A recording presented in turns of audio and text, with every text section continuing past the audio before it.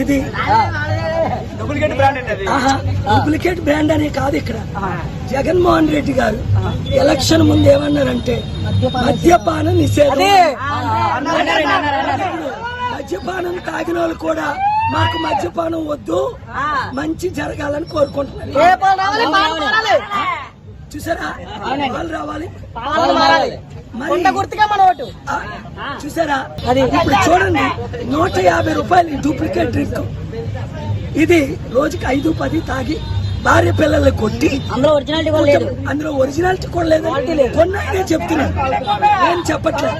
కనుక ప్రజలారా, నేను మీకు ఉచిత విద్య, ఉచిత వైద్యం, ₹1 కోటి విలువైంది.